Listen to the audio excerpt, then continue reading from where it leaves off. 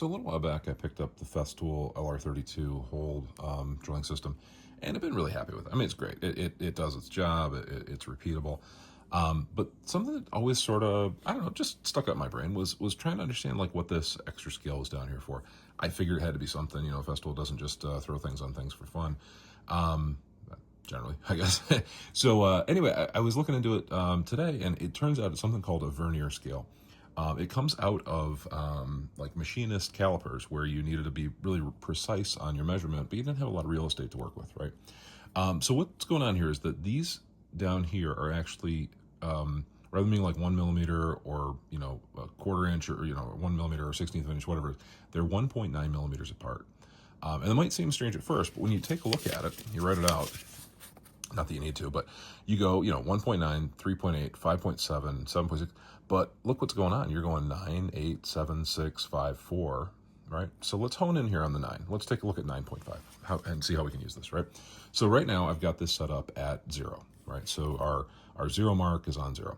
And let's say I wanted to take this and I wanted to move that 0 to the 0.5 millimeter. I mean, you know, you and me and everybody else is just going to go like, okay, boop, and pop it over. But let's say we're in a place where we need it to be really precise. I'm having trouble thinking of one, but here we are. So if I wanted to do that, what I could do is I could take this 9.5, and don't worry, you don't have to memorize all these numbers, but I could take this 9.5 and I could just move it up to be with the 10, right? And now what happens, right? I'm going to eyeball this up, put the 9.5 on the 10. So rather than trying to figure out like, am I halfway or not, the 10 lines up straight, and now look what's going on. Like the 0 is halfway between 0 and 1. And so what's happened here is we're going, you know, 10 minus 9.5 is 0.5. Cool, huh? Fancy. So let's say we wanted to do, you know, a 0.7 offset, right? We, for some reason, really important that we get 0.7 of a millimeter on our shelf pins. Okay, so rather than doing the 0.5, we would do the 7th. Okay, and so for this one, we're already at 0.5, so the change could be really small. I'm just going to scooch the 7 to be over and equal with the closest one to it.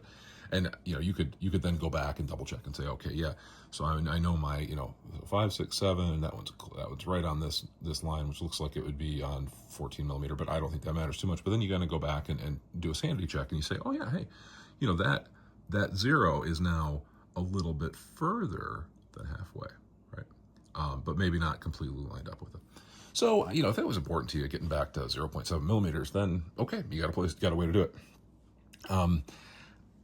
I can't really think of a place you'd need that for this tool.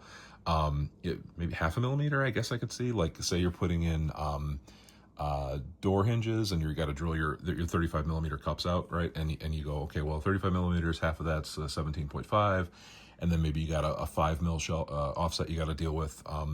And so you're saying, okay, well, I need 22.5. Okay, well, let's do it. So we'll take this guy, we'll run him up to 22, right?